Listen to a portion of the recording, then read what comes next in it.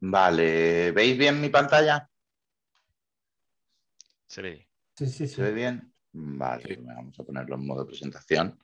El título es, ya veis, bastante espectacular. Como empezasteis a hacer clickbait con el título, pusiste lo de Solid y Red, pues me he venido arriba y ya pues he puesto así el título, ¿vale? Entonces vamos a ver un poco de qué va esto, ¿no? O sea, esto de si Solid está muerto o si estamos en tiempos de cambio, ¿no? De cambiar hacia otra cosa. Yo os cuento un poco también el porqué de esta charla, por qué propuse esta charla y de dónde salió la idea. Esto es un poco... En el equipo con el que trabajo actualmente tenemos unas sesiones que hacemos todas las semanas de una hora de lo que llamamos Launch and Learn, donde se hacen cosas variadas, ¿no? Hay días que vemos un vídeo, hay días que la gente propone un tema. Y una de las cosas que propuso un compañero pues fue hablar sobre este tema de Cupid, ¿no? A raíz de un artículo que ahora contaré y demás, de Dan North. Y bueno, me pareció un tema interesante, lo estuvimos leyendo y demás. Y bueno, pues yo creo que da para tener una discusión sobre Solid y sobre esta propuesta de Dan North y bueno, y sacar algunas ideas que pueden ser valiosas, ¿no? De todo esto. No le vamos a quitar Solid a nadie, creo, todavía, así que no os preocupéis. Veremos a ver. Y bueno, pero viene bien para plantear un poco pues, algunas dudas sobre Solid, algunas alternativas y ver un poco pues, qué plantea Dan North, ¿no? Al respecto de esto. Entonces, bueno, sin más historia, vamos a ir al lío. Esto de Cupid, ¿esto de qué va? Pues esto es una idea original de Dan North. Dan North es conocido, bastante conocido en la comunidad de desarrollo de software Perdón, por Alfredo. ser... Creo que ¿Sí? estamos viendo el IDE. Ay, estáis viendo el IDE, perdona. Sí, Puse la otra porque yo pantalla. Guay. te veía ya en modo slide. Sí, sí, Estás presentación. detectando, Estoy en modo estás slide dando totalmente hace dónde un está, rato. Vale, pues espera, que dejo de compartir un segundo y vuelvo a poner la pantalla que es, porque es lo que tiene. Está muy bien. ¿Quieres Eso. que pare la grabación? No, no pasa nada. Yo acabo de tuitear el IDE, o sea, no Ahora, te hombre, digo espérate, más. no me tuitees el IDE, espérate un poco. No te digo más. Vale. Ahora Recorté, sí pero estáis viendo alguna slide, ¿verdad? Ahora sí. Igual tienes que Oh, hacer perfecto. un qué poco de bien. recap, compi, porque igual se nos... No, bueno, el recap es sencillo. O sea, Vale, ok, venga, pues me venga. vale esta como presentación, ¿no? Podemos empezar por aquí. La Muy cuestión bien, es, venga. vamos a intentar hablar de Cupid y qué es esto de Cupid y qué tiene que ver con Solid y si tenemos que dejar de hacer Solid para hacer otra cosa, según Dan North, y si lo que dice Dan North tiene sentido o no tiene sentido, ¿no? Bueno, ¿quién es este señor? ¿Quién es Dan North y y por qué vamos a hablar de su artículo y de sus ideas y tal? Bueno, Dan North es una persona bastante relevante dentro de la comunidad de desarrollo, porque es conocido sobre todo por no sé cómo llamarlo, por la creación, popularización o por el término Behavior Driven Development, o BDD.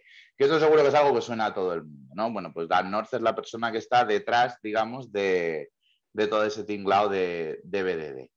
¿Vale? Entonces, bueno, pues digamos que eso le da cierto prestigio y es lo que hace que sus artículos pues nos paremos a mirarlos un poco, ¿no? Parece que es una persona relevante que ya ha tenido ciertas contribuciones a la comunidad. ¿Y de dónde sale esta idea de Cupid? Bueno, pues esto lo cuenta en una keynote Dan North bastante bien, que esto cómo empezó el rollo. Y empezó básicamente en una conferencia que se llama PubConf, que se hace en Londres. Es un estilo de conferencia más bien. Hombre, con el nombre ya nos podemos imaginar de dónde viene y estando en Londres, ¿no? Con una pinta de cerveza, supongo, se junta la gente allí en un pub y básicamente es una conferencia que consiste en hacer slides, 20 slides en 20 segundos. No sé si os suena este formato. Este formato se llama Pecha Kucha, creo, si no recuerdo mal, y es un formato que se inventaron unos japoneses. Y es un formato que está bastante ágil para hacer así reuniones donde la gente hace presentaciones cortas, entonces se pueden hacer muchas presentaciones y tú pones ahí tus slides, tienes 20 y cada X segundos van pasando, ¿no? Y a este señor se le ocurrió en esa PubConf hacer una presentación acerca de por qué los principios Solid no le gustan, ¿no? Y la tituló así. While every single element of Solid is wrong. Así para empezar fuerte, claro, como estás con las pintas en el bar y eso, pues vas un poco ahí fuerte, ¿no?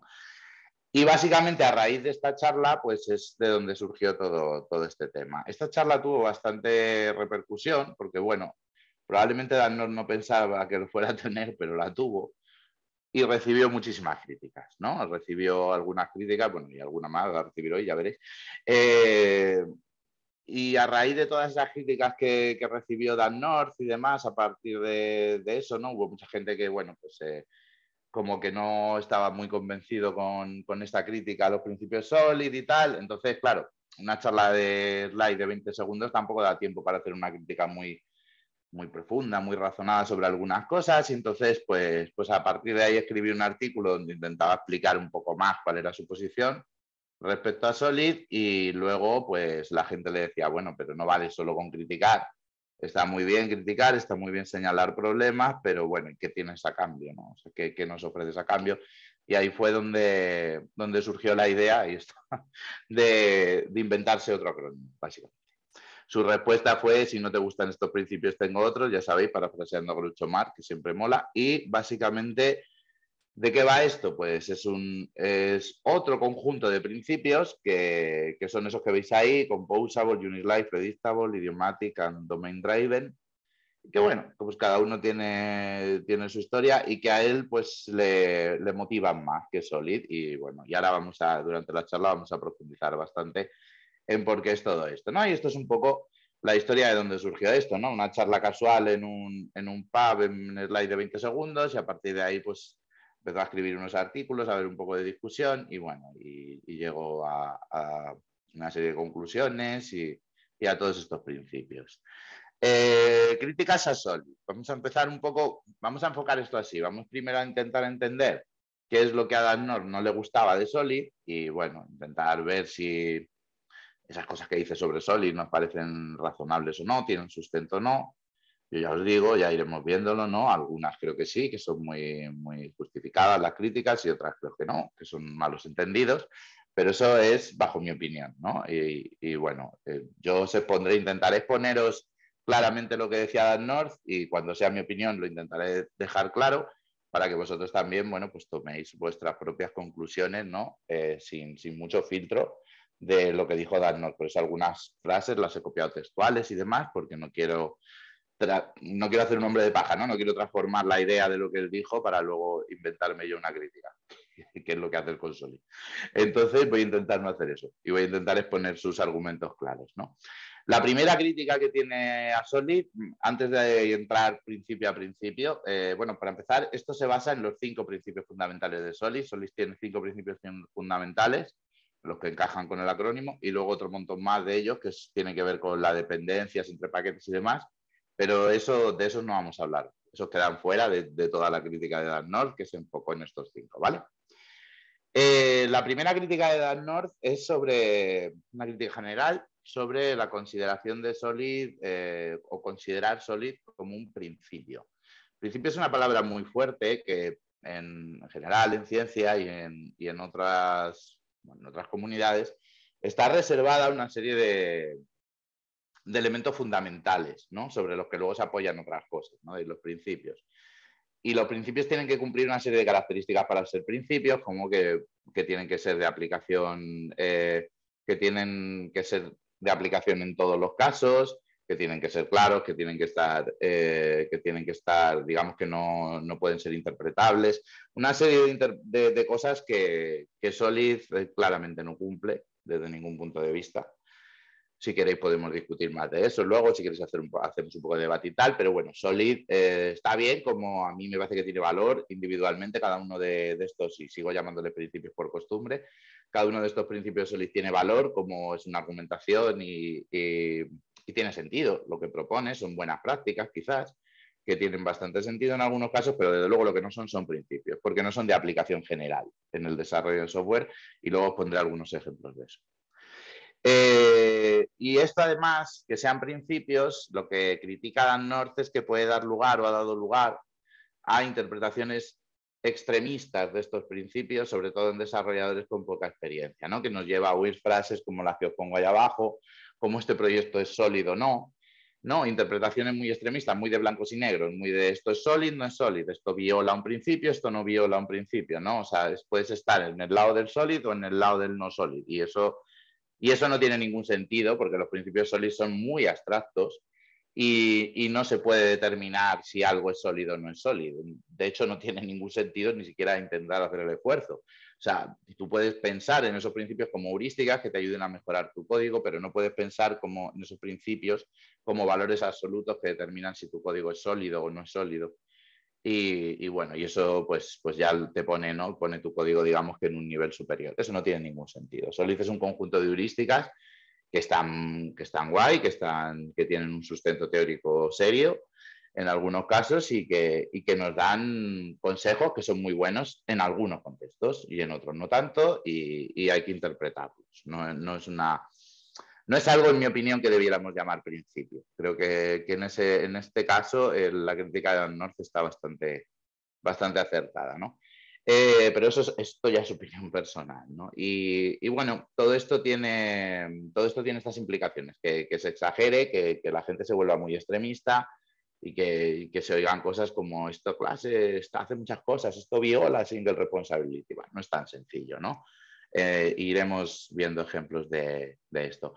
Y luego, después de esto, lo que hace Dan North, lo que hizo en su charla, es ir criticando uno a uno los principios de una forma bastante, ¿cómo decirlo? De una forma bastante clickbait en algunos casos, o para llamar la atención, y de ahí, bueno, pues algunas exageraciones, en mi opinión, en la crítica, ¿no?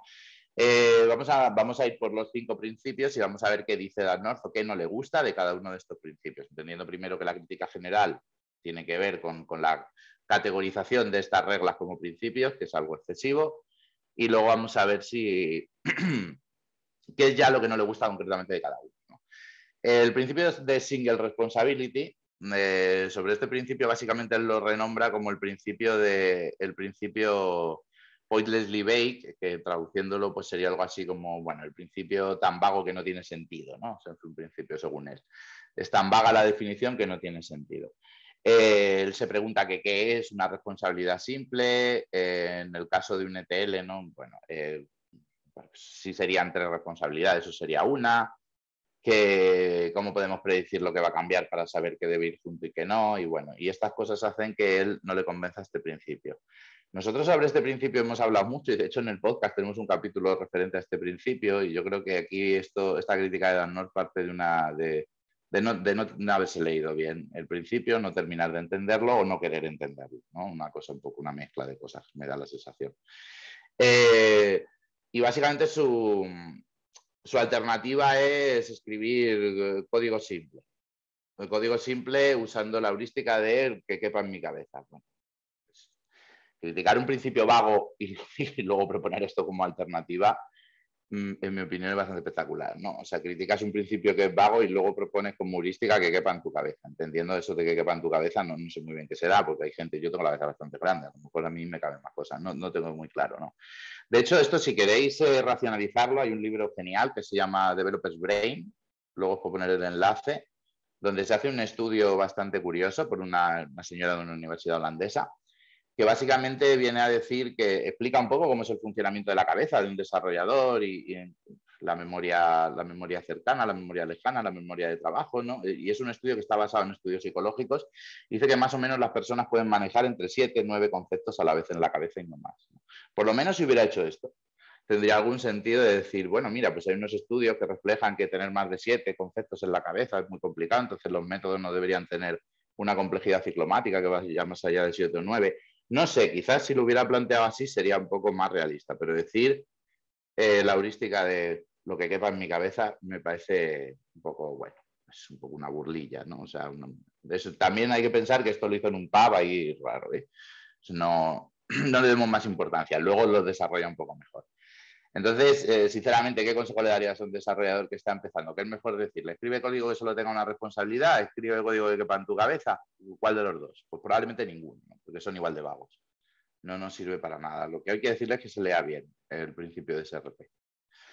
¿Vale? O que se escuche el podcast de Vibrant Theory de Codesite, que está muy guapo, ¿eh? Ahí lo explicamos muy bien. Qué morro tengo. Bueno, por intentar explicaros un poco qué es el principio de single responsibility y cómo podemos intentar hacer que tenga algún valor aplicarlo, ¿no? O sea, imaginar, esto es un ejemplo que bueno, está en el libro original de Robert Martin, cuando habla de este principio, pone este ejemplo. pone una parte de este ejemplo, lo he adaptado así un poquillo, simplemente para poder explicar un par de cosas. Imaginad que tenemos esa interfaz por ahí con un modem que tiene 4 métodos: dial, hangup, send, receive, pues básicamente abrir la conexión, cerrar la conexión, enviar y recibir, ¿no? Parece muy obvio. ¿Cuántas responsabilidades hay en esta interfaz? Una, gestión del módem. Bueno. Dos, conexión por un lado, ¿no? Conexión, desconexión y intercambio de datos. Dos. Bueno, ¿por qué no? 4, una por método. ¿Cuál es la respuesta? ¿Cuál es la respuesta correcta en este caso, ¿no? ¿Cuál es la respuesta adecuada? Si yo veo esa interfaz, ¿cuántas responsabilidades tiene? ¿Puedo entender eso? ¿Cuánto cabe en mi cabeza de esa interfaz? También sería otra forma de verlo. Bueno, pues la realidad es que no hay una respuesta mirando a la interfaz sin entender el contexto donde esa interfaz está operando. O sea, yo no puedo entender, no se puede entender el principio de responsabilidad simple mirando solo a un trozo de código aislado. Hay que entenderlo dentro del contexto de un sistema, ¿no? ¿Y qué tiene de interesante esto? ¿Cómo está formulado el principio originalmente, que está formulado así? Básicamente lo que tiene que ver es con un concepto muy interesante, que son los ejes de cambio que tiene mi aplicación. En función de los ejes de cambio que tiene mi aplicación, en función de las cosas que suelan cambiar juntas en mi aplicación, tendrá sentido dividir esto de una manera o de otra. Y eso dependerá de los ejes de cambio que tenga mi aplicación, no de cómo esté distribuida esta clase. Entonces, es que es un poco complicado de entender. Entonces, por explicaroslo de una manera que yo creo que se puede entender fácil, imaginar que yo estoy trabajando en una empresa que hace librerías de comunicación con móvil.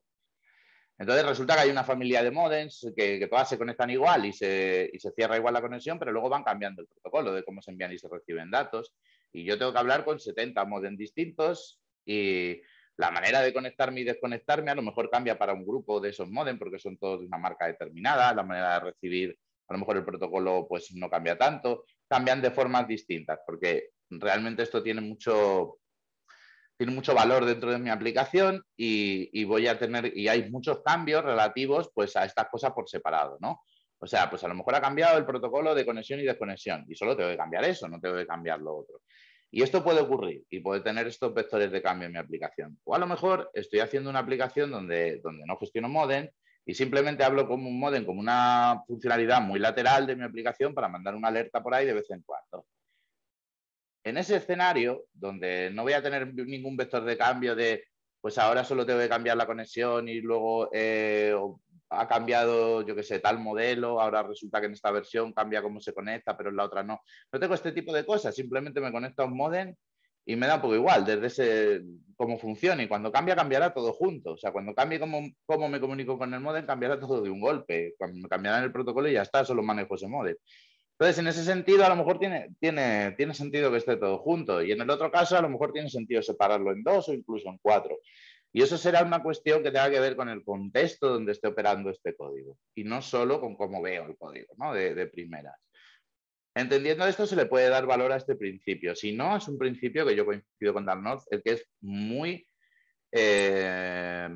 sujeto a malas interpretaciones, ¿no? Porque ¿qué es eso de responsabilidad? Yo podría decir, hombre, pues la responsabilidad de la aplicación que estoy haciendo es una tienda online. ¡Hala, ya está! Todo lo que cae dentro de ahí lo podría meter todo en la misma clase, ¿no? Y digo, no, lo voy a dividir más porque, claro, esto es una locura. Pues ahí es donde está, ¿y en qué punto está esa división? En que no es trivial, no es que haya una respuesta lógica, o sea, una respuesta obvia, quiero decir, ¿no? Hay respuestas que dependen del contexto. Y eso es lo que hay que entender de este principio para poder darle un poquito de valor. Interpretado así, en mi opinión, sí que es un principio que aporta valor y que es interesante. Interpretado como lo interpreta Dan North, pues se queda en una cosa muy vaga, ¿no? Es un poco la idea con esto. Vale, el principio de Open Close, no lo puse entero la palabra. El principio Open Close es un principio curioso que dice algo así como que el código debería estar abierto para extensiones, pero cerrado para modificaciones, ¿no?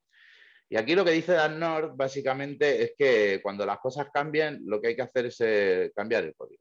Básicamente su propuesta es escribir código lo suficientemente simple como para que sea muy fácil cambiarlo. O sea, que no hace falta pensar por adelantado un código que se pueda extender y demás. Yo, sinceramente, con esta opinión no concuerdo demasiado. Pero bueno, básicamente la crítica de Dan North es que en el código de hoy en día, que estamos hablando de 20 años después de que estos principios se formulasen, Es cierto que no tenemos tiempos de compilación tan largos como en aquella época, donde hacer un cambio pues era algo doloroso y a lo mejor había que montar un sistema, qué sé yo, de plugins para poder añadir funcionalidad sin compilar la aplicación completa. Estamos hablando de aplicaciones en C++ y cosas de ese estilo antiguas, o no tan antiguas. El que esté en ese contexto puede estar hoy en día perfectamente. Habrá contextos donde tenga sentido. También dice que había una fuerte ausencia de literatura, conocimientos, herramientas de refactoring, prácticas de refactoring, los IDE no eran tan potentes como ahora y cambiar el código era más complejo. Entonces tenía sentido a lo mejor preparar el código para que se pudiera extender y digamos que por otro lado hacer la parte de cerrarlo para que bueno, pues el código, cada pieza de mi código sea una unidad que no necesita muchos cambios y que se puede extender pues a través de, pues, por ejemplo, en orientación a objetos, pues a través de polimorfismo, implementando nuevas clases y demás, ¿no? Entonces, básicamente aquí la idea es que de Dart North es nada, hacer el código lo suficientemente sencillo como para que sea fácil de cambiar y no te preocupes por esto. Yo, en mi opinión, esto es un mal consejo en algunos casos. O sea, en general creo que es un mal consejo. Creo que sobre todo para desarrolladores que están empezando. Yo creo que no es no le puedes decir a la gente haz código sencillo. Eso es como decirle a la gente programa bien, ¿no? O sea, no, tú lo que tienes que hacer es programar bien. Gracias. Yo pensaba que tenía que programar mal. Obviamente. O sea, eso es un fin, no un medio. Yo no sé cómo hacer código sencillo. Entonces, explícamelo. Y OpenClose es una manera, es una heurística más que me puede ayudar a pensar en cómo en determinadas circunstancias hacer que mi código sea más extensible, hacer que los cambios se localicen más en ciertas áreas y demás, ¿no? O sea, lo típico. Si, por ejemplo, estamos haciendo...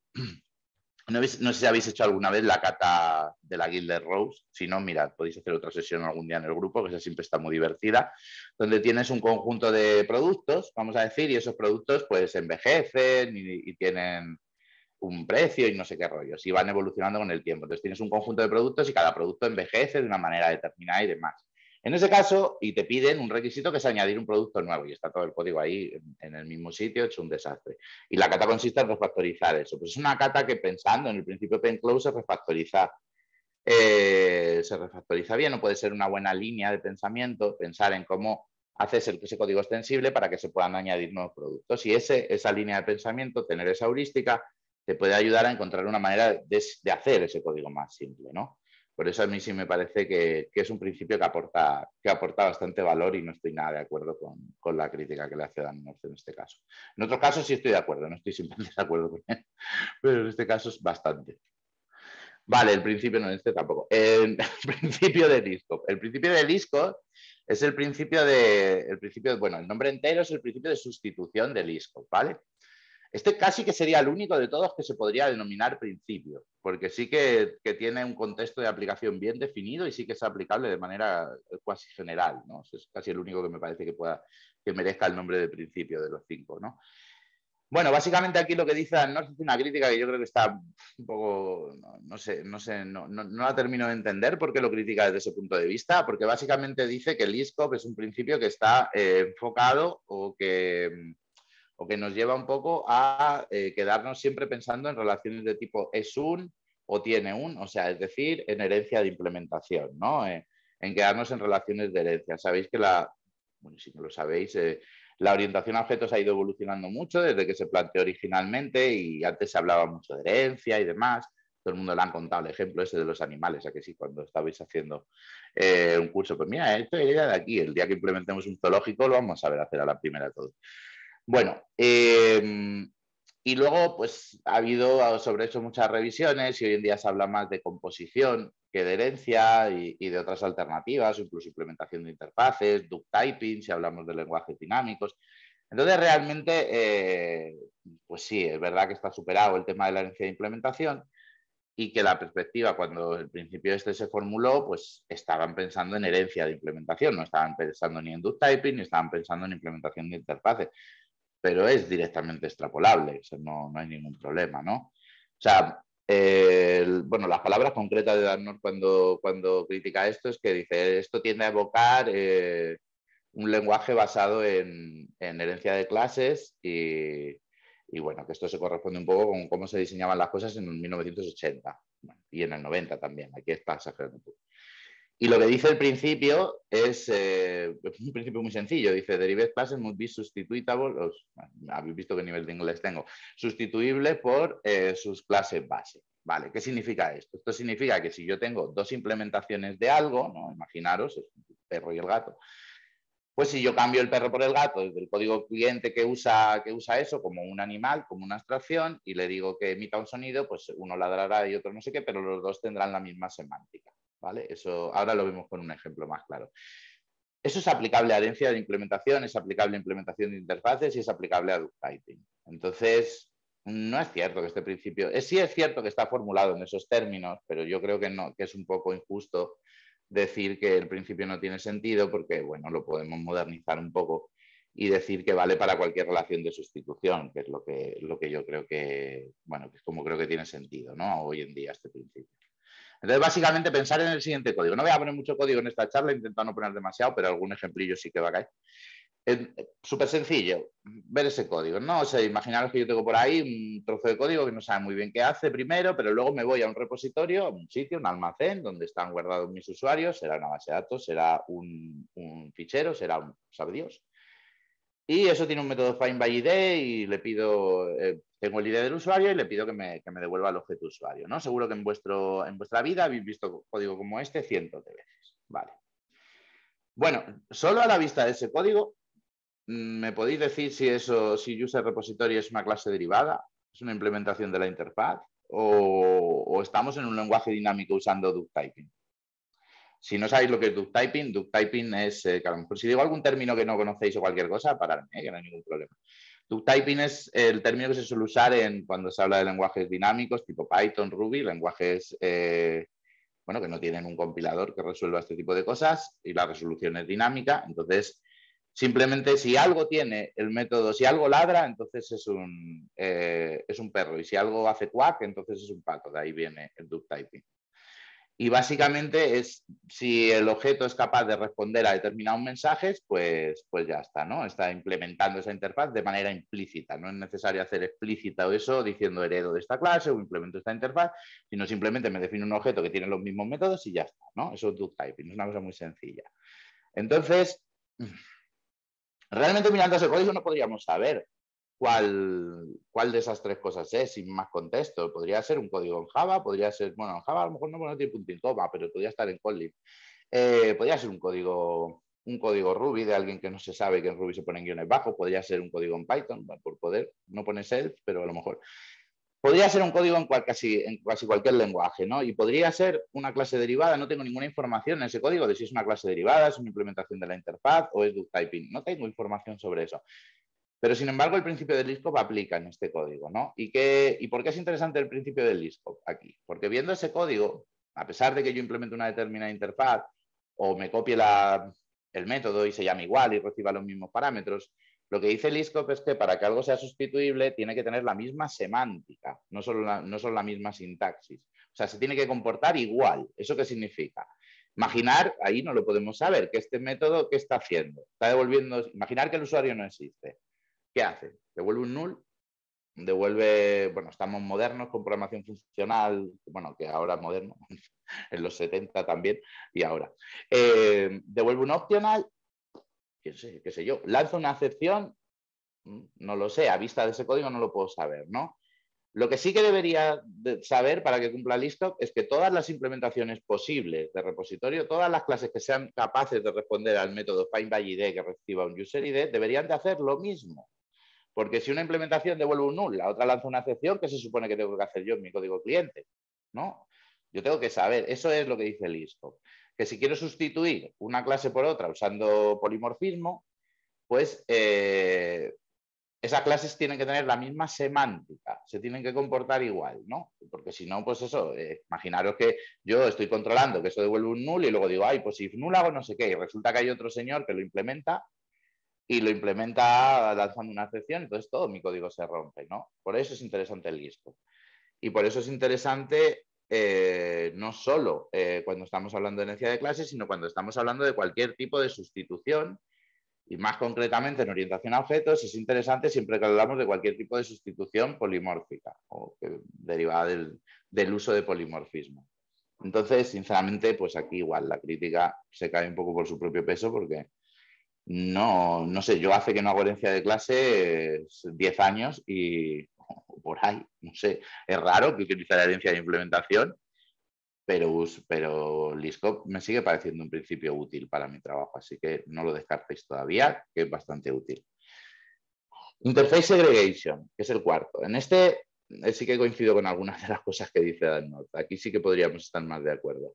Aquí básicamente lo que nos dice es que, bueno, pues ahora intento explicar un poquito el principio, que básicamente lo que consiste es en que si yo ofrezco una interfaz, que esa interfaz no contenga más métodos de los que necesitan sus consumidores, ¿no? O sea, si o una interfaz o una clase o lo que sea, ¿no? Si mi clase tiene X métodos, pues sus consumidores usarán todos esos métodos, ¿no? O sea, que yo no esté usando una clase de la que yo uso 2 métodos, pero además de esos 2, resulta que tiene otros 400, ¿no? Eso esta interfaz dice que es mala idea. Perdón, este principio dice que es mala idea. Dice que es buena idea hacer que los interfaces sean reducidos y desde el punto de vista de los consumidores, o sea que el consumidor utilice todos los métodos o la mayoría de los métodos que hay en esa interfaz, ¿no? Y eso nos lleva a diseñar clases más pequeñas, con interfaces más pequeños y también un poco con responsabilidades mejor definidas. Por eso este principio tiene bastante que ver con el principio de responsabilidad simple. Y bueno, y lo que nos dice también es que el cliente no debería depender de métodos que no usa. Y esto es algo que dice Dan North ahí, lo pone ahí con mayúsculas, pero esto ya es cierto. Y ahora os cuento de dónde viene esto un poco, ¿no? Esto de qué viene. Esto viene de que cuando se crea este principio en el libro original y los ejemplos que veis están escritos en C++.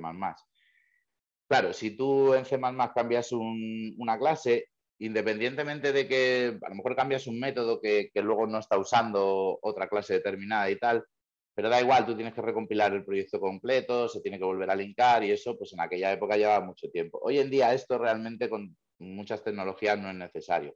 Entonces, por eso dice Dan North que si no dependes de ese método, pues que en realidad no te supone ningún coste, ¿no? O sea, que si la interfaz tiene 10 métodos y tú solo usas 2, si cambia alguno de los otros 8, pues en realidad te da un poco igual, que no tienes que incurrir en una fase de compilación extra, de linkaje ni de nada de eso, y entonces que tampoco es un problema.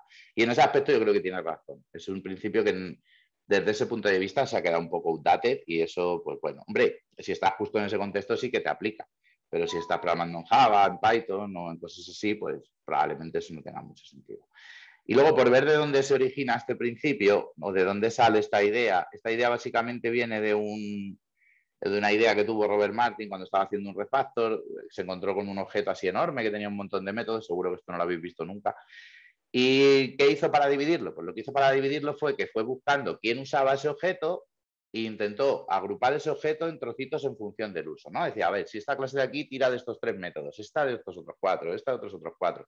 Pues lo que intentó fue dividir ese objeto en función a eso, ¿no? Y coger estos 4 métodos y sacarlos a otra interfaz, estos a otra, estos a otra. Y de esa forma consiguió pues coger esta clase gigantesca y dividirla en trocitos un poco más pequeños, ¿no? Esa es la idea original de la que viene este principio. Y lo que dice Dan North, y yo en este caso sí que estoy completamente de acuerdo, es que esto no es un principio de aplicación general, esto es un patrón que tiene sentido en un contexto determinado.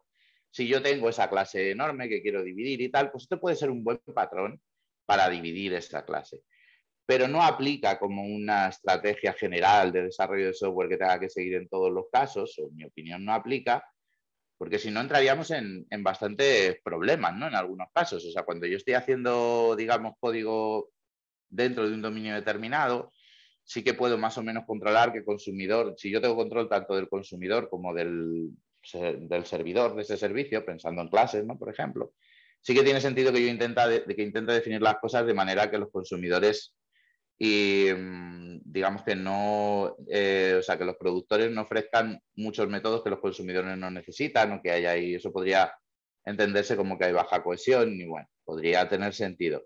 Pero si yo estoy trabajando en algún tipo de software que es un dominio más genérico y yo no tengo control sobre los consumidores, no tiene ningún sentido que haga esto. Pensar en, por ejemplo, que estamos haciendo una librería de fechas. Yo no sé quiénes van a ser los consumidores, qué métodos le pongo yo. O sea, no está bien que le ponga 80 métodos a una librería de fechas, pero si precisamente lo que quiero es resolver un problema genérico y hacer que esa librería sirva para resolver muchos casos. Que luego alguien cuando la use pues solo se quede con 3 o 4 métodos y la haga un wrapper si quiere o lo encapsule en algo, pues bueno, muy bien. Pero yo, si estoy trabajando en un dominio genérico, no tengo control sobre mis consumidores, entonces este principio no tiene aplicabilidad en esos casos. No pensar en las librerías que usáis todos los días, las librerías básicas de los lenguajes, la clase string, por ejemplo, que según este principio está mal la clase string, ¿no? Porque si yo solo uso el método substring, imaginaros, ¿por qué tiene 200 métodos más la clase? No, pues eso no debería, pero yo qué sé, si yo no tengo control sobre los consumidores, ¿no? No sé si me entendéis. No es un principio de aplicación general. Entonces, se aplica en algunos contextos y en otros, pues a lo mejor no. Puede ser un buen patrón para lograr un refactor, pero no es un principio. Esta es la crítica que hace Dan North aquí al Interface Segregation y a mí me parece una crítica bastante acertada en este caso. Yo en esto coincido con él al 100%. No voy a estar siempre, no voy a estar siempre en contra, pobre señor, ¿no? Vale, el último ya, de los principios Solid que critica y luego ya empezamos o entramos un poco en la parte de ver qué es Qpid. De hecho, yo siempre he pensado que Solid es un acrónimo donde la I sobra completamente y está puesto para que quede bonito. Porque si no, se leería Sol y ya es muy obvio que te lo quieren vender, ¿no? Entonces, siempre he pensado yo eso. A mí la I hay gente que no, dice, no, es muy importante tal. Y bueno, pues hay cada uno con sus cosas. A mí no me lo parece. Vale, el principio de dependencia, de inversión de dependencia. Aquí sí que me enfado ya, porque este es mi principio favorito de Solid, ¿no? Bueno, cada uno puede tener uno, puede tener el mío. ¿Y qué es lo que dice aquí? Dice que bueno, que está overrated esto, que el reuso está overrated y que hay que diseñar para el uso. Esta de estas frases espectaculares que yo cada vez que la veo digo, madre mía. O sea, el uso es una forma de reuso. O sea, no, es que reusar está overrated, hay que diseñar para usar. ¿Qué significará eso? Yo y lo pienso fuerte, de verdad, y me cuesta. Digo, yo, alguien que entre en esta industria nueva, cuando lea este tipo de frases que parecen sacadas de la galletita de la suerte de un chino, dirá, ¿qué narices está pasando aquí?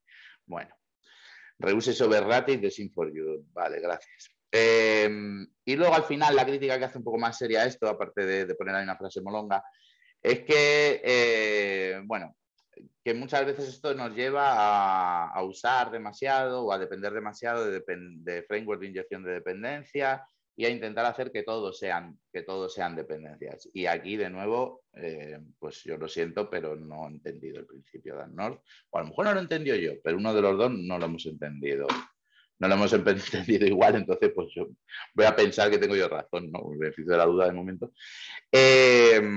Yo para mí parte de una confusión clara entre inversión de dependencias e inyección de dependencias. Y yo creo que aquí Dan North se equivoca un poco con este término. Esto me pasaba a mí, al principio también me equivocaba mucho entre esto, bueno, a mí, a todo el mundo, porque es muy confuso, ¿no?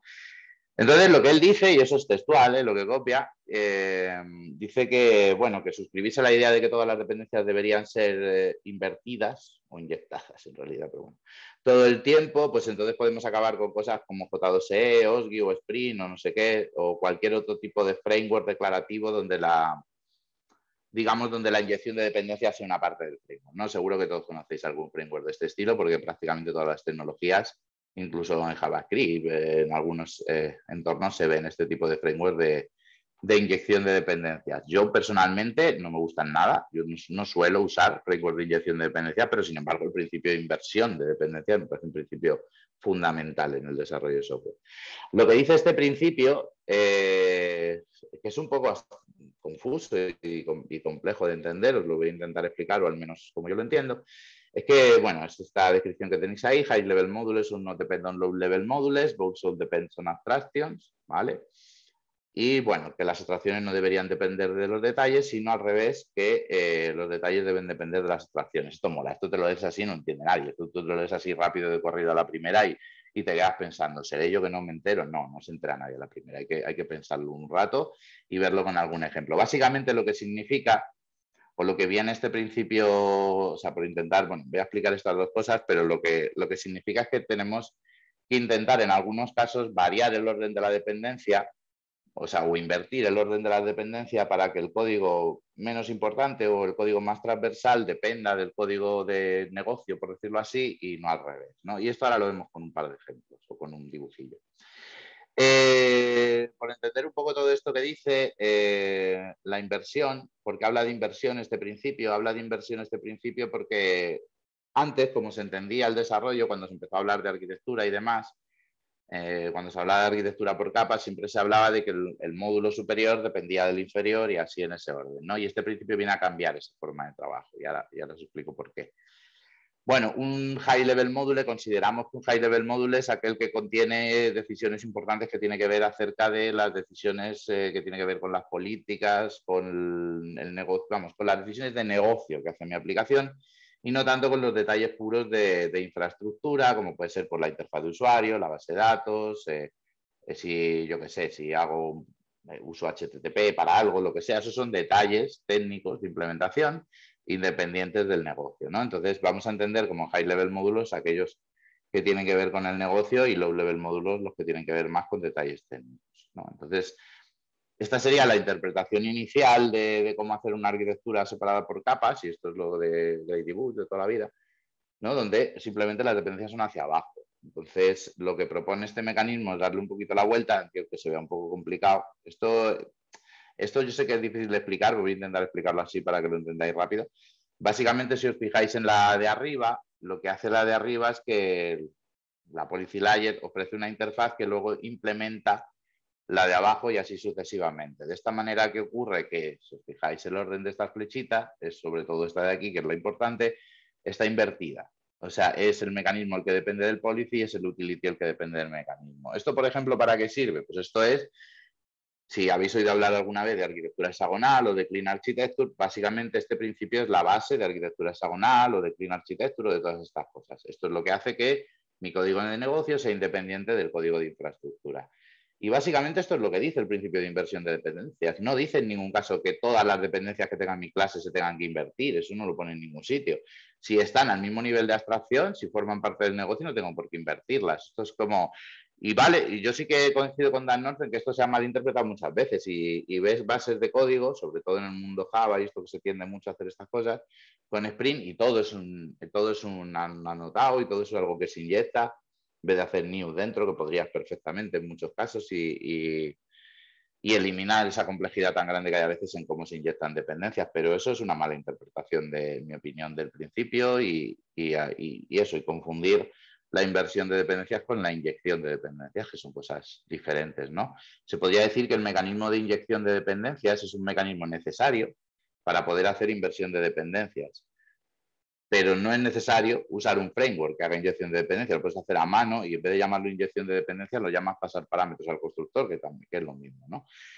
Pero bueno, a veces nos complicamos demasiado con determinadas cosas y se tiende a eso, ¿no? Entonces, en eso sí coincido un poco en parte con lo que dice Dan North, que es que al interpretarse a veces esto como principios la gente llega a, por decirlo así, interpretaciones muy extremistas de lo que es Solid y no es Solid, y eso es un problema, ¿no? O sea, si uno no entiende bien de qué va todo esto, pues puedes acabar ahí, puedes acabar en esas implementaciones extremistas, pero eso no invalida el principio, ¿no? Que alguien lo entienda mal no invalida lo que el principio dice. Es confuso, quizás, se lo podría criticar porque es confuso, porque está explicado difícil, la verdad, o sea, te pones a leértelo y dices, madre mía, está explicado difícil.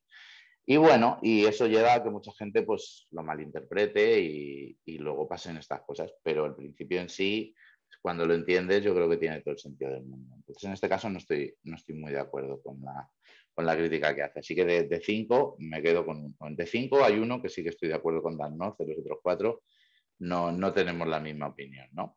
Entonces vamos a ver qué propone él ahora, ¿no? Ya están mucho criticar, vamos a ver ahora qué es lo que él nos propone con esto del Cupid y a ver si nos encaja o nos sirve para algo, ¿no? Es lo que vamos a intentar sacar de aquí hoy. Bueno, la inspiración de Cupid, un poco lo que él dice, bueno, pues yo cuando estuve pensando en estos principios, pues me fijé mucho en lo que en este par de definiciones, las pone por ahí, ¿no? Son bastante, la primera seguro que la habéis oído alguna vez porque es de estas cosas así que es como muy meme, que cualquier idiota puede puede escribir código que entienda una computadora, pero solo los buenos programadores pueden escribir código que otros programadores pueden entender. Vamos, escribe código que se entienda, ¿no? Formulado pues de una manera así un poco ofensiva.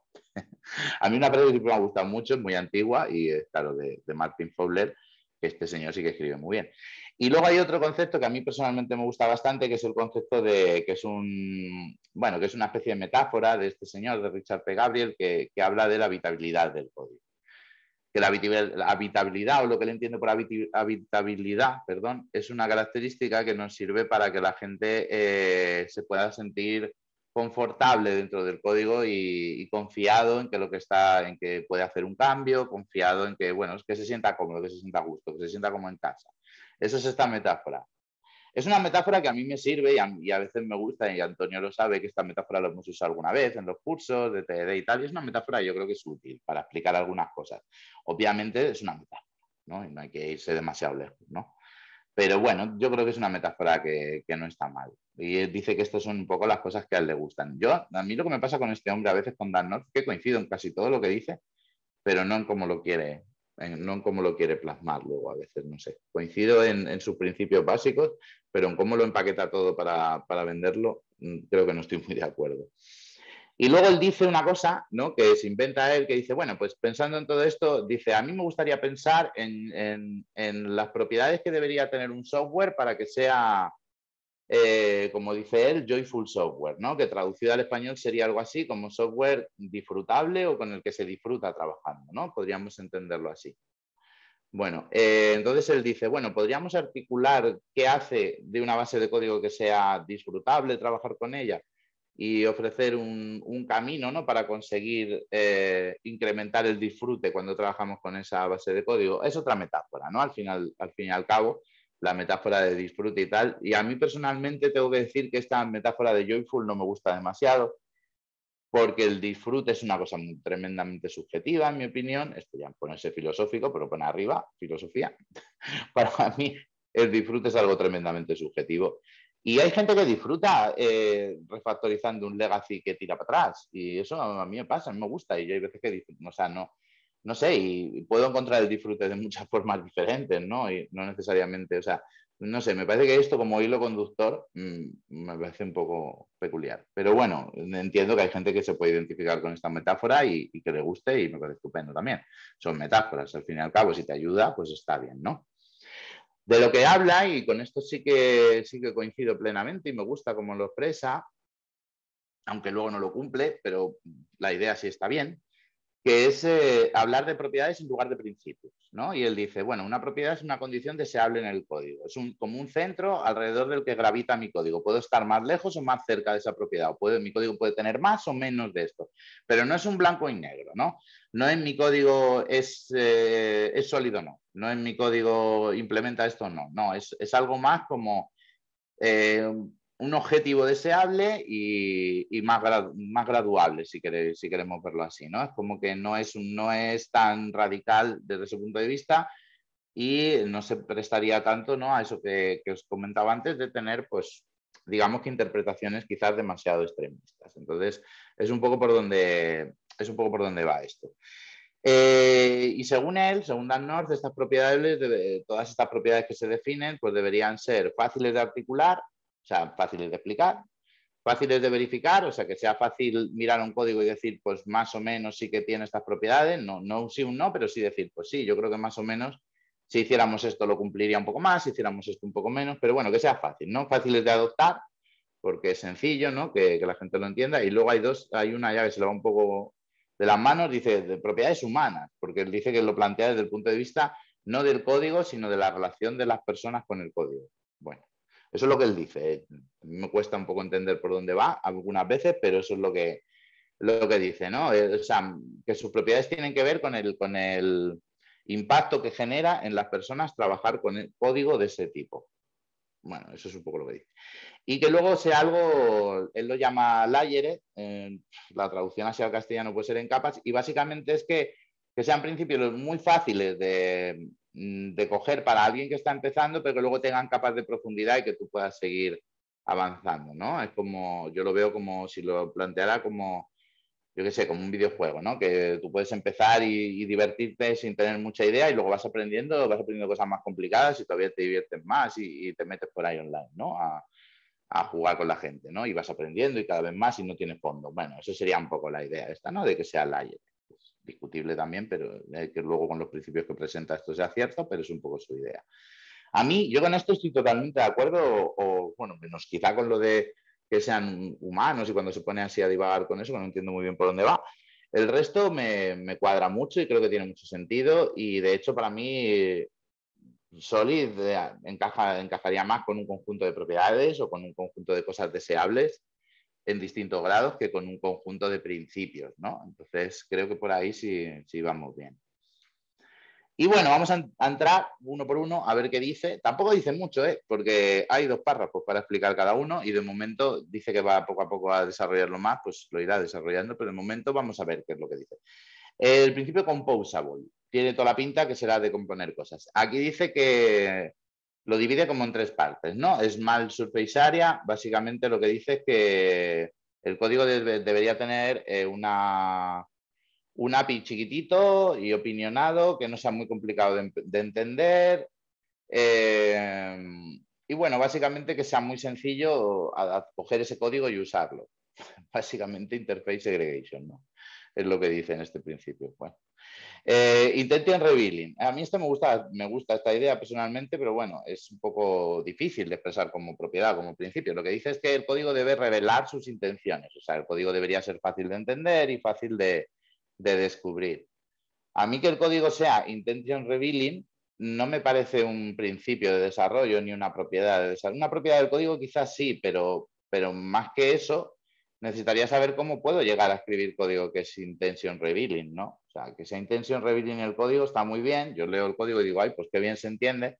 Ya, pero lo que me interesa a mí son prácticas que me ayuden a escribir código que se entienda bien. Eso es lo que es difícil. O sea, porque escribe código, es que estas son del tipo de prácticas que para mí encajan en escribe buen código.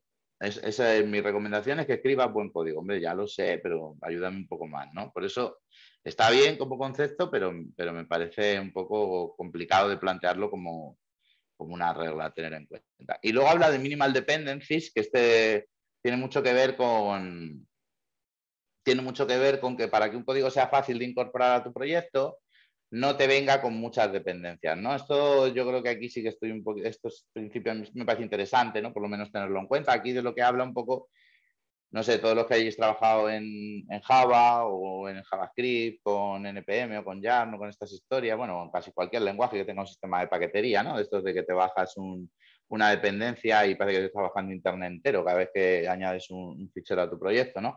Y esto de lo que va un poco es de intentar limitar el número de dependencias que tú realmente uses para que tu software sea más fácil de usar por terceros. Me parece un consejo bastante válido en este caso. Pero es difícil, no es trivial porque por un lado tú quieres hacer cosas muy pequeñitas, pero por otro lado quieres que tengan pocas dependencias. Y claro, ¿y esto cómo se come? O sea, si yo voy reduciendo muchísimo las cosas, pues para hacer algo útil voy a tener que juntar muchas de esas cosas pequeñitas y volver a tener un montón de dependencias. Entonces, pues bueno, pues sí, está bien, pero ¿cómo hacemos esto? No es trivial en absoluto, ¿no? Y realmente no creo que, o sea, no formular un principio donde por un lado te dice que hay que hacer cosas pequeñas y por otro lado te dice que hay que tener dependencias reducidas, pues se me hace complejo, ¿no? De hecho, por ejemplo, en el mundo JavaScript se tendía muchísimo a hacer librerías súper chiquititas, ¿no? Librerías que nada, que hacían nada, con una función que hacía una cosa y no sé qué, y hubo una polémica bastante gorda, no me acuerdo con qué, no me acuerdo, no sé si alguien de los que estáis aquí os acordaréis de eso, con una librería que servía para algo muy tonto, no sé, para generar un número random, para cualquier chorrada así, era una librería de 4 líneas y tenía un bug y con un bug en esa librería, el bug ese se propagó por la mitad de la librería de internet, ¿no? Porque tiraba todo el mundo de esa cosita de código, que eran 4 líneas de código que tú podías haber cogido y copiado en tu proyecto, ¿no? Pero tirabas de una librería. Y con eso hubo mucha polémica entre comillas, debate, discusión, ¿no? Acerca precisamente de esto que no es fácil, de dónde está el punto intermedio entre hacer cosas chiquititas pero que luego haya pocas dependencias, ¿no? O sea, es difícil querer las dos cosas. No me puedes pedir, no es que haga las dos cosas a la vez, porque eso va a ser complicado y sobre todo sin darme un conjunto, no sé, un conjunto de reglas, algo, ¿no? Una heurística, ¿en qué me baso yo? ¿Qué significa pequeño? ¿Qué significa pocas dependencias? Pocas que son 3 o 23 son pocas, pues depende, ¿no? O sea, si lo comparo con las dependencias de Spring, 23 son pocas, porque tiene 3000. Entonces, pues bueno, pero si lo comparo con otras, es lo que os digo, no te puedes quejar de que Solid es algo, entre comillas, abstracto y poco claro, y luego plantear esto como principio, ¿no? Esto me parece un poco, pues eso, de aquella manera. Bueno, para mí tiene valor el hecho de entender como alguien como Dan North, que es una persona que obviamente sabe de su trabajo y es un buen desarrollador, piensa acerca del código, me parece interesante y bueno, esto me sirve para eso. No tanto como para adoptarlo como unos principios de aplicación general, creo que trabajar un poquito más. El segundo principio esto es como la I del Solid, esto es para que se pronuncie bien el Cupid, esto no sirve para otra cosa, Unit Like, dice. Dice, no, es que está guay el tema de Unix, ¿no? Lo sabéis, lo de siempre de Unix, el estilo de desarrollo en Unix, cuando tú tienes la línea de comandos y pones un comando, tubo, otro comando, eso se basa en que tienes programas muy chiquititos donde digamos que la entrada de uno es la salida de otro y viceversa, y se monta como un pipeline y son cosas, y la verdad es que eso se ha demostrado como una cosa que para el objetivo que cumple, pues funciona muy bien, es súper chulo. Y a la gente le encanta poner tubo grep, fine, tubo. Mira, Antonio, que le mola un montón eso, estará todo contento, pues hace una cosa que yo flipo en colores, yo no sé hacer nada con eso. Pero está muy bien, ¿no? Vale, pues es un patrón que está bien, es un patrón simple y consistente, ¿no? Y habla de una cosa también cuando habla de esto, que es de diferenciar propósito simple de responsabilidad simple. Yo no entendí muy bien lo que quiere decir con esto, por eso he copiado la frase literal, si lo entendéis. Básicamente se basa en que dice que el principio de responsabilidad simple es un principio que tiene que ver con cómo está organizado el código y el simple purpose tiene que ver con qué propósito le doy de uso, ¿no? Bueno, bastante abstracto como definición, pero bueno, eso es lo que dice. Y esto, pues hombre, nuevo tampoco es porque hay un patrón de diseño de toda la vida que se llama Python Filters y que está más que definido en la arquitectura, en la literatura de arquitectura de aplicaciones. O sea, no es absolutamente nada nuevo, ¿no? Mira, voy a hacer clic aquí, os dejo un enlace. Bueno, voy a hacer clic si funciona. Ahora, pum. Y fijaros, bueno, pues que aquí está definido. Esto es el primer enlace que he encontrado en internet. O sea, hay de esto todo lo que queráis. Del patrón Pipan Files, está en español y todo. O sea, si está en español es que está muy extendido. No, por definición. Bueno, y te cuenta aquí cómo se hace, no sé qué, para arriba y para abajo. No te escribe un párrafo de esto así, ¿no? Y bueno, pues ahí. O sea, es un patrón de diseño persistente, bien definido y que tampoco que sí, que puede tener valor, pero aquí a mí me pasa como la crítica que hacía Dan North del Interface Segregation, que decía, esto no es un principio, es un patrón, pues a mí me pasa con esto. A mí esto me parece un patrón, no un principio. O sea, esto es un patrón que en algunos casos a lo mejor tiene sentido, pero ¿qué nos quiere decir Dan North con esto? Que todo nuestro código tiene que ser como el Pipe and Filters, como Unix, todo es todo lo que hagamos a partir de... O sea, no. Entonces, ¿qué cosas deberían de ser así, qué cosas no? Todo debería ser Unit-like para que no lo entiendo, sinceramente. Me cuesta mucho entender cuál es, cómo debería yo de aplicar esto, ¿no? Una cosa muy, muy difícil de entender, ¿no? Y creo que le pasará a casi todo el mundo que lo intenta aplicar. A lo mejor soy yo que estoy un poco cerradito, pero no sé. Lo veo complejo, ¿no?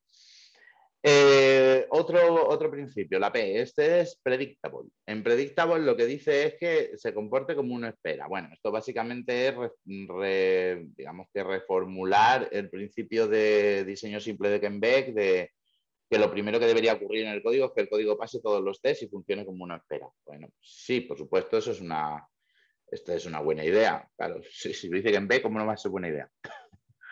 Yo ahí se me nota un poco, ¿no? De quién me gusta. Bueno, en el caso de, además de eso, en el caso de Dan North, hay alguna cosa más que habla de qué tiene que ser un código para ser predictable, y aquí sí que la parte determinística me parece interesante. Dice que el código tiene que ser robusto, ¿no? Entendiendo bueno, que es completo para las situaciones que cubre, ¿no? O sea, que han mirado todos los casos extremos y todo eso, ¿no? Y que no se, digamos que no te llega un dato raro y se te rompe tu código.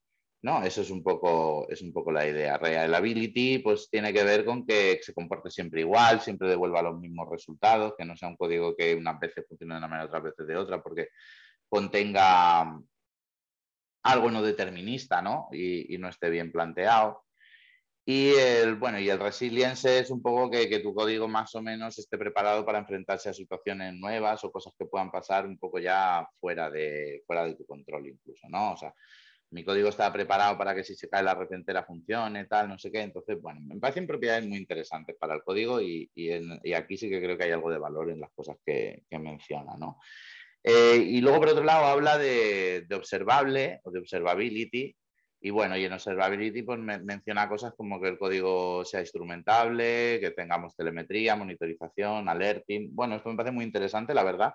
Y en los principios Solid no está recogido nada de eso. Y yo creo que sí que es una cuestión interesante en entender como principio de buenas prácticas de desarrollo que nuestro código sea algo que podamos monitorizar, ¿no? Muchas veces nos centramos en que el desarrollo es escribir el código y dejarlo en producción y ya que haya alguien de sistemas luego que nos diga si se ha roto.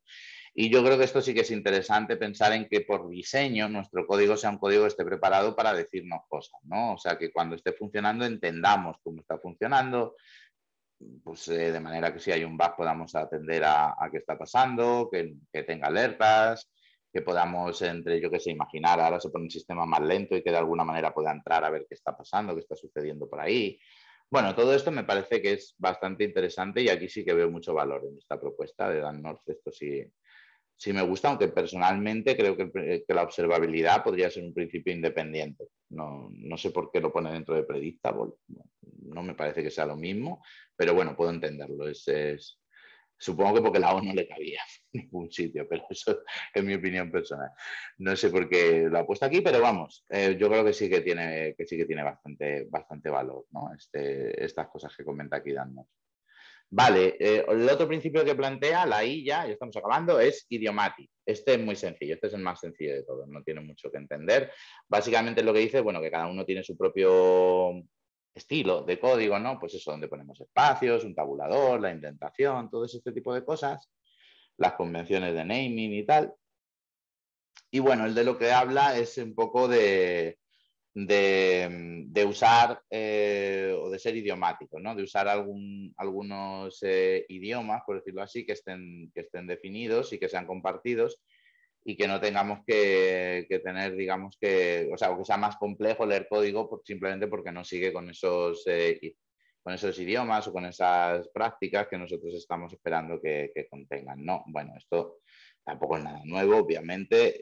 Eso, los language idioms existen de toda la vida, ¿no? Hay un montón de formas de hacer esto. Y bueno, hay una cosa sí que me parece interesante y es que dentro del idiomatic menciona el tema y que esto incluso puede llevarse al control de versiones, ¿no? O sea, que el hecho de ser idiomático no solo tiene que ver con el código fuente, sino que tiene que ver también con cómo organizamos nuestro commit, con los mensajes dentro de los commits. Esto me parece muy interesante, de hecho, porque creo que es una cosa que muchas veces se olvida, pero para mí forma parte de eso, ¿no? De esas prácticas o de esas buenas prácticas de estilo, si queréis, que tenemos que tener en un proyecto y más o menos estar todos de acuerdo y hacerlo pues, de una manera un poco homogénea, ¿no? Dentro de un grupo de trabajo. Y luego él, bueno, pues aquí menciona que hay dos tipos de idiomas, de idiomas, si queremos llamarlo así, que son los que se definen a nivel de lenguaje. Hay lenguajes donde existen o que son muy fuertemente opinionados al respecto, como por ejemplo Python o Go, ¿no? En Python pues tú tienes no sé si conocéis el famoso Zen de Python y bueno, esto que ellos llaman la forma pitónica de programar, que le gusta mucho decirlo a la gente de Python. O sea, hay unas formas de hacer las cosas que son muy propias de ese lenguaje y si programas en ese lenguaje, pues según Dartmouth es buena idea respetar todas esas cosas, ¿no? En Go pasa parecido, que también existen digamos que unos reglas bastante fuertes al respecto. Luego hay otros lenguajes donde no es tan fuerte eso, como por ejemplo puede ser, uy, he puesto Scala o JavaScript. ¿No? En Scala, de hecho, hay 1000 formas de hacer las cosas y bueno, tampoco hay una manera muy clara, ¿no? Por ejemplo, si quieres recorrer una colección, puedes poner un for each, puedes usar un iterador, puedes usar estilo funcional, puedes hacerlo de muchas maneras distintas y el lenguaje no te dice es así o es asado, ¿no? Con JavaScript ya ni os cuento, ¿no? La variedad que hay es todavía más exagerada, ¿no? Y luego hay otro tipo de idiomas que a mí son los que me parecen más interesantes, que son los idiomas locales, entendiendo como Lo que dice Dan North es que si no hay digamos que una regla a nivel del lenguaje o a nivel de la tecnología que estés usando, pues que entonces dentro de tu equipo tendrás que llegar a un consenso para definir cómo dentro de tu equipo se hacen ese tipo de cosas, ¿no? O sea, él le da más importancia digamos que le da más importancia a los lenguajes definidos a nivel de comunidad, si queremos, o a nivel de lenguaje, y luego, pues supeditado a eso, para donde no haya esa definición, usar pues idiomas locales de mi equipo, que yo me ponga de acuerdo con mis compañeros, pues a través de lo que sea, de unas reuniones de concerns o de algún consenso, de algún agreement de equipo, y decimos, bueno, pues nosotros ponemos la llave sin darle al intro, yo qué sé, ¿no? Ese tipo de cosas, ¿no? Hay cosas más importantes que esa. Pues yo, bueno, esto me parece una buena recomendación, que esto básicamente es uno de los principios de programación de Stream Programming, que se llama Coding Standards, tampoco es, por eso os digo, no es nada precisamente muy novedoso, esto es una cosa de 2002 en el caso de Stream Programming, todos los lenguajes tienen este tipo de cosas, ¿no? Y bueno, pues tampoco es una cosa muy nueva. Pues lo que yo no estoy de acuerdo, pero eso es totalmente mi opinión personal y hay mucha gente que no estará de acuerdo con eso, es que en mi opinión los idiomas locales son los que son relevantes, son mucho más relevantes que los idiomas del lenguaje. O sea, yo me niego a hacer las cosas pitónicas como dicen que hay que hacerla en Python, porque algunas pues, me parecen sinceramente horribles.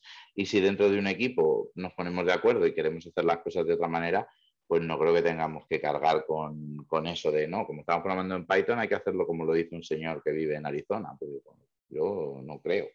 No, pero eso ya es opinable. Hay gente que dice, no, pues es mejor hacerlo así, porque si luego tu código viene en otros programadores, y también tiene sentido, ¿eh? Yo prefiero un approach donde los idiomas locales tengan más relevancia. Pero hay gente que lo prefiere de otra manera y es perfectamente, y también tienen argumentos muy razonables para defender esa posición, ¿no? Pero bueno, este es un principio que no está ni mal ni bien, que es una cosa que ya, por decirlo así, que ya sabíamos todo, ¿no?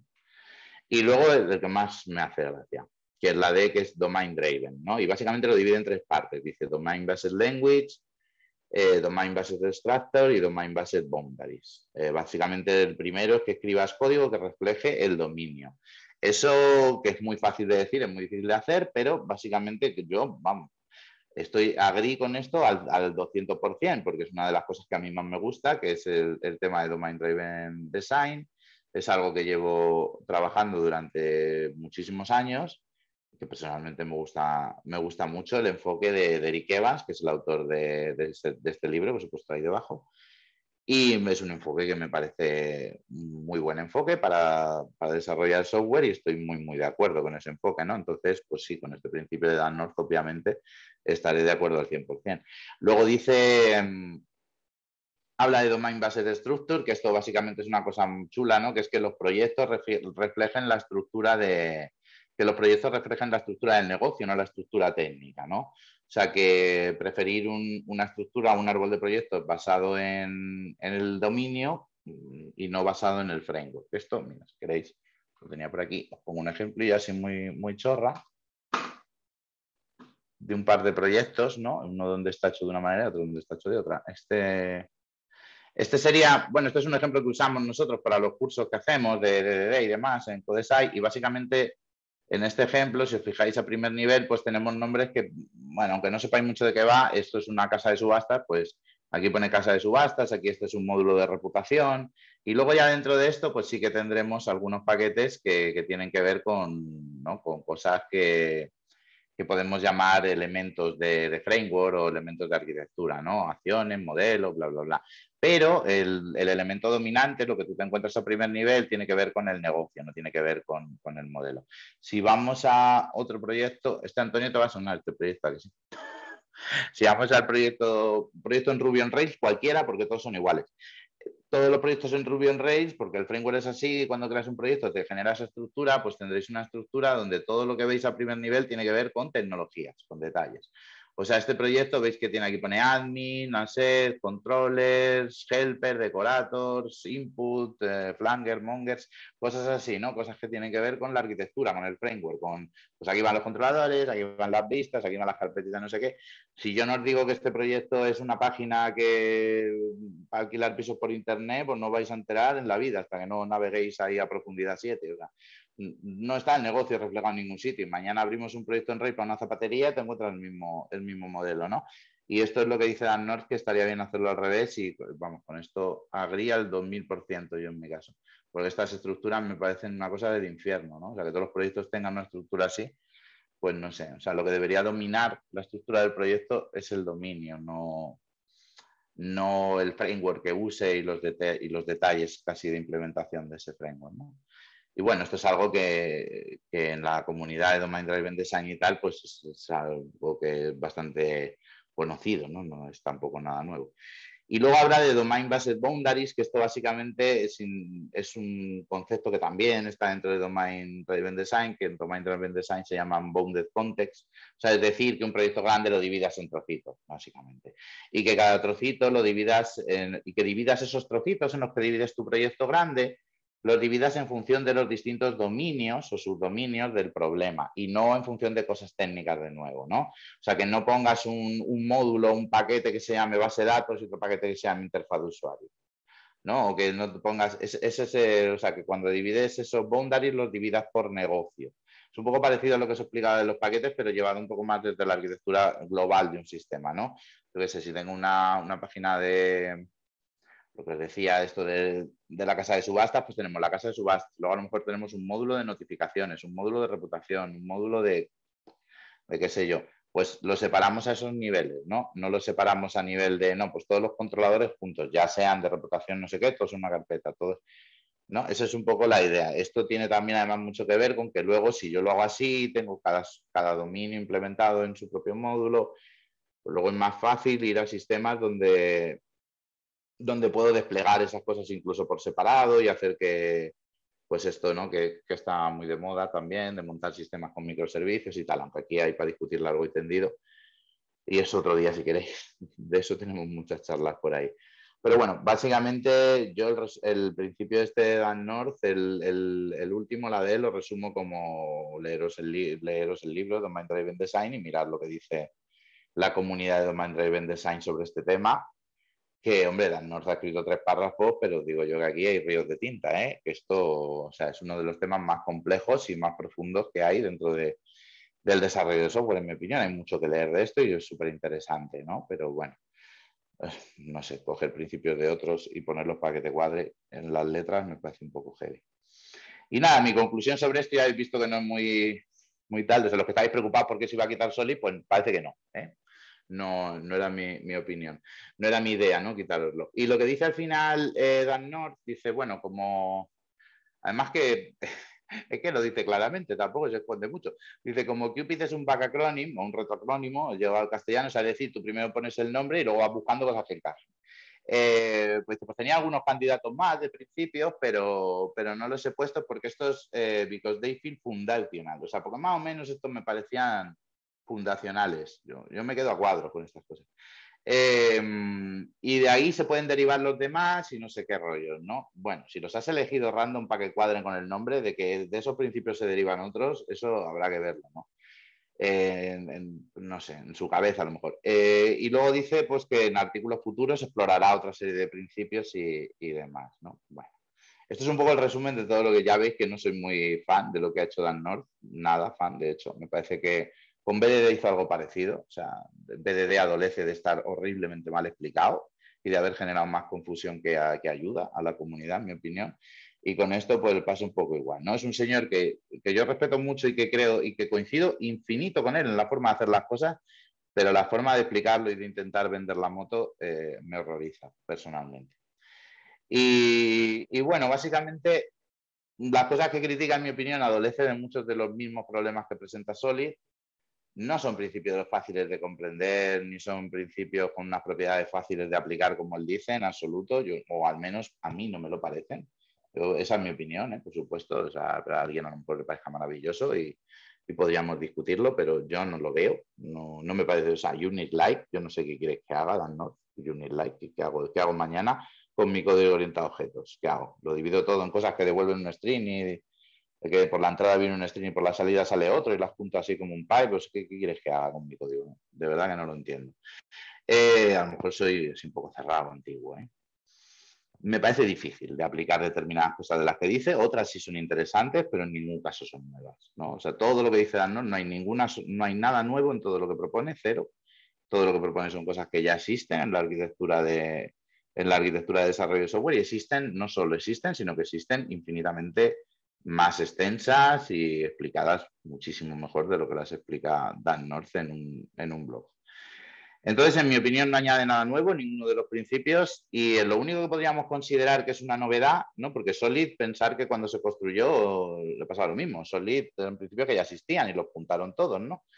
Pero a mí me pasa igual con Solid que con Qpid. Creo que no son un conjunto homogéneo de nada. Yo, para mí, Solid tiene valor de manera individual, pero como conjunto no. O sea, a mí los principios me parecen interesantes y ya los hemos repasado antes y creo que son muy valiosos en algunos casos, pero no entiendo por qué son 5 y no son 7. O sea, hay otras muchas cosas que se quedan fuera y no sé por qué acaba ahí y empieza ahí. O sea, para mí no es algo sólido, y nunca mejor dicho.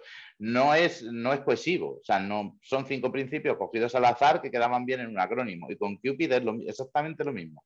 Para mí, por eso digo que caen los mismos errores que plantea. Son 5 principios que a él le han parecido guay y los ha puesto para que suenen bien y ya está, pero no tienen ningún tipo de cohesión interna. No explican todo el desarrollo de software de principio a fin, ni siquiera dicen lo que explican y lo que no. O sea, no veo ninguna cohesión, no veo ningún valor en el hecho de juntar esos 5 principios. O sea, individualmente no tienen ningún valor porque ya son todos, o sea, no hay nada original dentro de lo que presenta Dan, nada, cero, ni uno. Y juntos tampoco forman un grupo cohesivo que, digamos, el grupo tiene valor, ¿no? Por encima de los principios individuales, que eso podría ser un valor, ¿no? Es decir, mira, pues es que he cogido estas cosas y resulta que forman un conjunto cohesivo que sirve para explicar esto y aquello. No. O sea, si los ha cogido random, para que quepan en la palabra. Entonces, a mí, sinceramente, pues no estoy no me gustó mucho. Yo pensaba que me iba a gustar más y cuando me fui profundizando y leyendo el artículo, cada vez estaba más enfadado.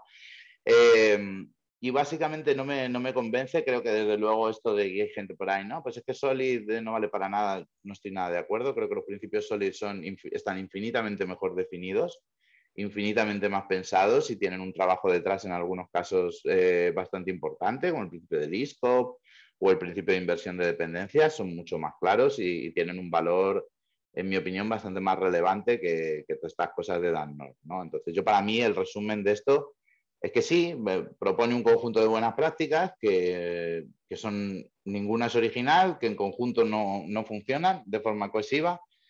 Y bueno, esa frase, un poco la iba a decir, pero la he escrito, digo, que un poquito menos de joyful y un poquito más de thoughtful no nos vendría mal, ¿no? Mucho joyful, pero hay que pensar más las cosas. No creo que este sea el camino para que como diseñadores de software o intentar hacer que, digamos, evolucionar nuestro trabajo de alguna manera, no creo que el camino sea coger 4 principios, juntar que ya existen, que salga una palabra molona, poner un blog y hacer marketing. Creo, esta es mi opinión, y no me gusta mucho lo que ha hecho, sinceramente. Y creo que no aporta gran valor, ¿no? Entonces, bueno, al final, por lo menos si os quedáis con eso de que no, que con Solid no pasa nada, que sigue funcionando.